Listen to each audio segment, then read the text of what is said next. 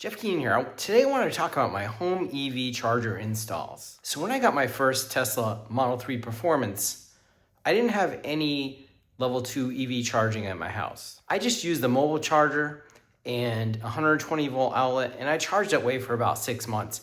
And it worked for me because I don't drive that much. I work from home. But it limits your flexibility. When you're charging off a 120 volt outlet, you pretty much have to stay plugged in all the time. And it's even exacerbated more when you're in cold weather. The batteries have to warm up when they're below freezing before it can start charging. So on a 1500 watt circuit, it's going to take it a while before it even starts charging. So adding a level 2 charger just made it much easier. Now I'm going to have to plug in once or twice a week with my Model 3 Performance.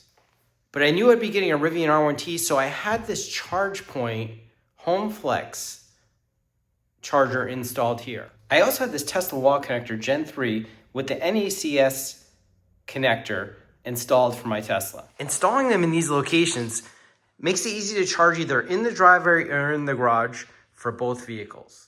Both of these chargers require Wi-Fi connectivity, so I installed this ingenious ECW 230 in the garage. Try have your contractor run Ethernet into the garage at the same time, because you'll probably need it in the future. Garage door openers and irrigation controllers all need Wi-Fi now. And you can't rely on wireless meshing. I installed these Grizzly charger clips on the siding with no drill fasteners. Now I had a local electrical contractor do this install for me. And my service panel was only 100 amps, so I knew that an upgrade was in the cards. My old panel was also maxed out. I have electric air conditioning, water heater, range, and electric dryer. And the panel is in the exact opposite side of the house that the garage and chargers would be installed in. So we had to upgrade the panel to a 200 amp service, and you had to pull two number 6-3 wires from the panel to the garage, installing conduit, 260 amp breakers. Now, neither one of these chargers require a neutral, so you could go with a 2-wire, but I wanted to future-proof it. This is a one-time thing. You never know if you would need a neutral for those circuits in the future or what you might be using those circuits for. If you are running circuits into your garage or other area for an EV charger, make sure to hardwire them. You don't want to install a 1450 outlet for EV chargers. These outlets could heat up or melt over time because they're not designed for continuous load. And if you already have a 1450 outlet in your garage that you're going to use for an EV charger, make sure to replace the outlet with one that's designed for EV so it can better handle the temperatures.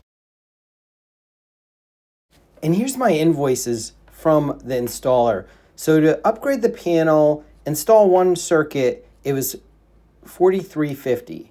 And there are some federal and state rebates available. I think I got $500 back from the local utility Eversource.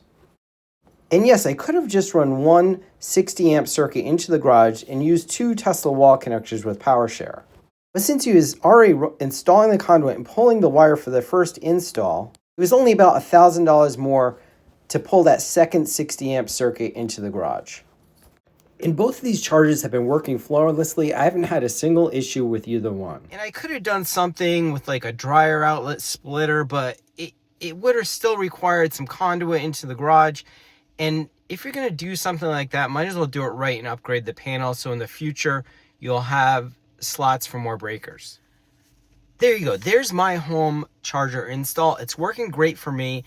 Yes, I could get by with one charger, but it's not so much as when you're going to charge, but also the position. Like in your driveway, you have to move cars around.